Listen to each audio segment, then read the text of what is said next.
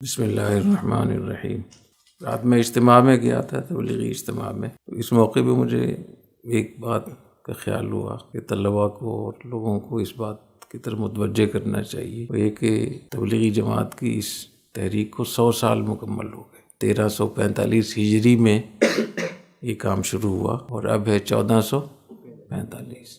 یہ بھی ایک کیس ہے بہت بڑا کہ 100 سال، اتنی لمبی تحریک 300-400 سالوں میں بر صغیر میں کوئی نظر نہیں آتی جس کی اتنی لمبی عمر ہو اور وہ اپنی اصلی حیت پہ باقی ہو۔ اس پر کئی اعتبار سے کئی جہات سے اس پہ غور کرنا چاہیے، اس سے عبرت حاصل کرنی چاہیے، سبق حاصل کرنا چاہیے۔ سب سے پہلی بات یہ کہ جس وقت میں یہ تحریک شروع ہوئی اس وقت میں کوئی سوچ بھی نہیں سکتا تھا کہ لوگ اپنا وقت لگائیں گے، اپنا پیسہ لگائیں گے، وقت نکال کر اس میں جائیں گے۔ یہ وہ وقت تھا جب ارتداد کی تحریک زوروں پر تھی اور انگریزوں نے جو الغار کر رکھی تھی اپنی الحاد کی دہریت اور فتنہ جو انہوں نے پھیلایا ہوا تھا وہ زوروں پر تھا، لوگ مرتد ہو رہے تھے۔ اس وقت میں دارالعلوم دیوبند میں بھی ایک دعوت ارشاد کا شعبہ قائم ہوا اور مولانا عبدالجبار صاحب روہتک کے تھے، ان کو اس کا ذمہ دار مقرر کیا گیا، اور کچھ اور بھی علماء تھے، باقاعدہ ان کا ماہانہ مقرر کیا گیا کہ وہ جائیں اور لوگوں کے پاس جا کر دین کی تبلیغ کریں، لوگوں کو ارتداد سے بچائیں، دین کی طرف لے کر آئیں۔ انہی دنوں میں حضرت تھانوی قدس الروح نے تھانہ بھون میں صیانت المسلمین کی بنیاد رکھی۔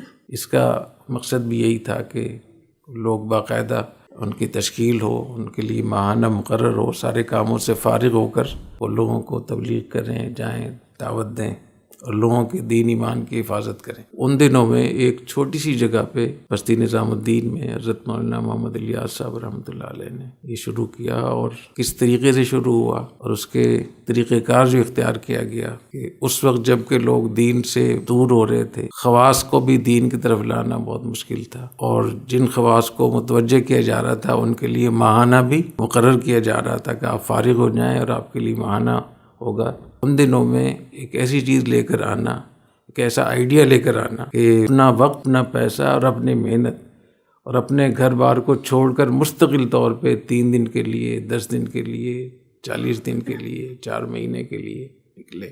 یہ ایک ایسی چیز ہے ہم سب کے لیے کہ معاشرے کو کیسے ٹھیک کیا جائے۔ ٹھیک کرنے کے لیے نہ پیسوں کی ضرورت ہے، اس کے لیے جذبے کی ضرورت ہے، اس کے لیے محنت کی ضرورت ہے۔ اور اس سے یہ بھی ثابت ہوا کہ معاشرے کے پیچھے نہیں چلنا چاہیے، معاشرے کو اپنے پیچھے چلانا چاہیے۔ جو لیڈر ہوتا ہے، قائد ہوتا ہے، وہ لوگوں کے پیچھے نہیں چلتا، وہ کیا کرتا ہے؟ لوگوں کو اپنے پیچھے چلاتا ہے۔ تبلیغی جماعت نے بے طلب لوگوں میں طلب پیدا کرنے کی جو آئیڈیا، جو انہوں نے طریقہ اختیار کیا، وہ بہت ہی کامیاب ثابت ہوا، اور نہ صرف بر صغیر میں بلکہ جتنے بھی بر اعظم ہیں اس وقت میں، کوئی بر اعظم ایسا نہیں ہے جہاں تبلیغی جماعت کی محنت، اس کی برکت، اس کے ثمرات پہنچے ہوئے نہ ہوں۔ اس میں نظم و ضبط کس درجے کا ہے، ڈسپلن کیسا ہے، جو میں بار بار آپ سے کہتا ہوں کہ اگر ہم اپنے اسکول، کالج، یونیورسٹیاں اور مدارس اس میں ڈسپلن لے کر آ جائیں، نظم و ضبط لے کر آ جائیں، تو ہمارے ملک کے 70% مسئلے حل ہو سکتے ہیں، چاہے وہ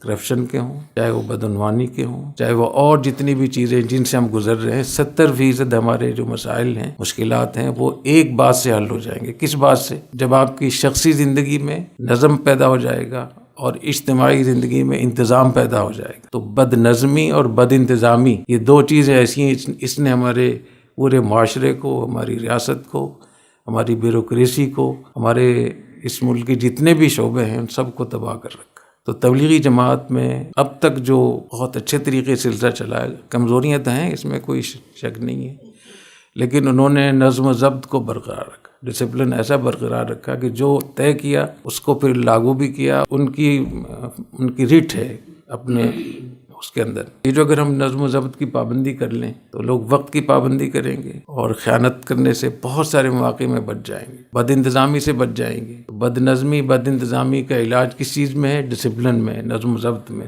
فساد کہاں سے آتا ہے؟ یا پیسے کی وجہ سے آتا ہے یا منصب کے حرص کی وجہ سے آتا ہے؟ لوگ کوئی کہتے ہیں مجھے سیکٹری بنا دیں، کوئی کہتے ہیں مجھے فلاں علاقے کا بڑا بنا دیں۔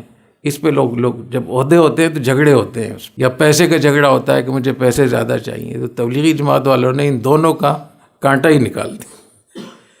نہ اس کا کوئی جنرل سیکرٹری ہے، نہ وہاں کو کسی کو تنخواہ ملتی ہے، نہ کوئی اس قسم کی. تو دو چیزیں جو انہوں نے نکالی نا بیچ سے، اس کی وجہ سے وہ کافی محفوظ ہو گئے. تو نظم و ضبط بھی ہے، اور جو ان کی پالیسیاں ہیں، جو ان کے فیصلے ہیں، جو ان کا طریقہ کار ہے، اس کی ذکر بھی قائم ہے، اس پہ عمل بھی ہوتا ہے. اور جہاں جہاں سے بھی فساد آ سکتا تھا، بڑی بڑی چیزیں انہوں نے ان کے راستے بند کیے. وہ دنیا میں پڑھایا جانا چاہیے، اس کے پورے اس کو طریقہ کار کیسے ہے، اس کے کیا نتائج ہوئے، کیا اس میں مشکلات ہوئی. اور ایک ایسا کام جو بظاہر ناممکن تھا، بظاہر وہ کیسے ممکن ہو گیا. اس سے یہ معلوم ہوا کہ کسی بھی شخص کو یہ کہنے کی اجازت نہیں کہ یہ کام نہیں ہو سکتا. میں ہمیشہ آپ سے یہ کہتا ہوں کہ اپنی زندگی سے اس لفظ کو نکال دیں کہ یہ کام نہیں ہو سکتا. یہ لفظ بولے ہی نہیں بالکل. اس سے آدمی کا حوصلہ ٹوٹ جاتا ہے، اللہ تعالیٰ کی رحمت سے مایوسی ہو جاتی ہے، اپنی صلاحیتیں دب جاتی ہیں. جب آپ کے اندر یہ ہوگا کہ میں کچھ کر سکتا ہوں، تو جو اللہ نے آپ کے اندر اتنی قوت رکھی ہے وہ نکلے گی، وہ صلاحیت باہر آئے گی. قرآن کی آیت ہے نا، اللہ نے آسمان اور زمینوں کو تمہارے لیے مسخر کے تابع کیا ہے. اس سے معلوم ہوا کہ ہم نہ صرف زمین کے امور کو ہم چلا سکتے ہیں، بلکہ آسمانوں پر بھی جا سکتے ہیں. لوگ گئے ہوئے ہیں نا، خلاؤں میں گئے ہوئے ہیں، مریخ تک پہنچے ہوئے. تو اللہ تعالیٰ نے انسان کے اندر وہ صلاحیت رکھی ہے کہ انسان ان دونوں آسمان و زمینوں کو اللہ نے ہماری مسخر کر دیا. اور جن کے مسخر کیا وہ کہہ رہے نہیں، ہم ہمارے مسخر تو نہیں کیا، ہم تو اس قابل نہیں ہیں، ہم تو کمزور ہیں. تو یہ بات ذہن سے نکال دیں. تو میں عرض کر رہا ہوں کہ یہ جو تبلیغی جماعت کا اتنا بڑا ایک وجود میں آیا، ایک تحریک اتنی بڑی، 100 سال جتنی بھی تحریکیں اس خطے میں ہوئی ہیں، کوئی 20 سال کے بعد، کوئی 30 سال کے بعد، کوئی 40 سال کے بعد، کوئی 50 سال کے بعد، کوئی 60 سال کے بعد تحلیل ہوگی. وہ تحریک یہ اتنی کمزور ہوگی، یہ اتنی تبدیل ہوگی کہ اس کا پتہ ہی نہیں کہ اصل میں کیا تھا. تو یہ کیسے ہوا، اور یہ اس کی کیا وجہ ہے کہ نہ ان کے پاس کوئی اخبار ہے، نہ سوشل میڈیا ہے، نہ ان کے پاس کوئی پرنٹ میڈیا ہے، نہ الیکٹرانک میڈیا ہے، نہ ان کے ہاں کوئی پروپیگنڈا سیکرٹری ہے، نہ ان کی مارکیٹنگ کا کوئی آدمی ہے، کوئی کچھ بھی انتظام نہیں ہے. لیکن شب جمعہ میں ہر آدمی پہنچے. اور یہ کتنی عجیب بات ہے کہ اس کا کوئی اعلان ہی نہیں ہوتا کہ شب جمعہ میں بیان کس کا ہوگا. کبھی سنا آپ لوگوں نے؟ اس سے معلوم ہوا کہ وہ ایک مشن پہ جاتے ہیں، ایک کاز پہ جاتے ہیں، ان کے پاس ایک جذبہ ہے. باقی لوگ کہاں جاتے ہیں کہ فلاں حضرت تشریف لا رہے ہیں، فلاں خطیب آ رہے ہیں. تو شخصیات اور مشن، اس میں کتنا فرق ہے. تو آپ ایسا کام کریں جس سے ایک مشن پیدا ہو، کہ پیغام آپ کے پاس ہو. تو یہ معمولی چیز نہیں ہے. اور پھر وہ کس طریقے سے لوگوں کو، یعنی جو آپ 3 دن بھی لگائیں گے، روزہ بھی لگائیں گے، تو اپنے پورے ماحول سے کٹ جائیں گے آپ. تو ماحول وہاں ملتا ہے تبلیغی جماعت میں. اور وہاں جا کر آپ دیکھیں کہ کسی بھی تحریک میں آپ چلے جائیں، واپس آ کر وہ اثرات جو جماعت میں لگائے ہوئے سے روزے کے بعد ہوتے ہیں شاید کم ہو. گاؤں کا آدمی بھی اگر سے روزہ لگا کر آئے گا تو گاؤں کو ٹکنے نہیں دے گا، وہ پیچھے لگا رہے گا. تو یہ ایک چیز ہے. آپ 8 سال 10 سال مدارس میں پڑھتے ہیں، کیا آپ کے پاس یہ پیغام ہے جو سے روزے کے بعد پیغام ہوتا ہے؟ تبلیغی جماعت کا جو انتظام ہے، نظم و ضبط ہے، اس کو آپ دیکھیں کس طریقے سے وہ لے کر چل رہے ہوتے ہیں. ان کی اجتماعیت دیکھیں، ان کی ذہن سازی دیکھیں، ان کا مشن دیکھیں، ان کا ویژن دیکھیں، اور پھر وہ کس طریقے سے ہر آدمی سے وہ بات کہلواتے ہیں. اور ان کی پالیسیوں میں اتنی زبردست گہرائی، آپ حیران ہو جائیں گی. جو پیدل جماعتیں چلتی ہیں، جہاں اس میں یہ فائدہ ہے کہ ان کو محنت اور مشقت کرنی پڑتی ہے اور وہ عادی ہوتے ہیں اس کے ساتھ ساتھ مارکیٹنگ بھی ہوتی ہے. وہ جہاں سے پیدل جا رہے ہوتے ہیں، لوگ کہنے اچھا یہ تبلیغی جماعت والے جیسے روڈ پہ بینر نہیں لگے ہوتے، اشتہارات لگے ہوتے ہیں. تو اس میں تو پوری ایک ریسرچ ہوتی ہے نا کہ یہاں کتنی گاڑیاں روزانہ گزرتی ہیں، کتنے لوگ دیکھتے ہیں. تو تبلیغی جماعت کے بہت سارے کام اس طریقے سے. کل رات جب میں گیا تو میں نے دیکھا کہ 90% نوجوان تھے، بچے 20 سال 25 سال 18 سال کی عمر کے لوگ. کس نے کہا ان کو کہ وہاں جائیں؟ یہ ایک چیز سوچنے کی ہے. ایک ہماری روح بے چین ہے اس وقت، اس فیس بک کی وجہ سے، اس گلوبلائزیشن کی وجہ سے، جتنی بھی چیزیں پیدا ہو رہی ہیں اس کی وجہ سے ہر آدمی کی روح بے چین ہے. وہ ڈھونڈ رہا ہے کہ مجھے کہیں سے کوئی سکون ملے.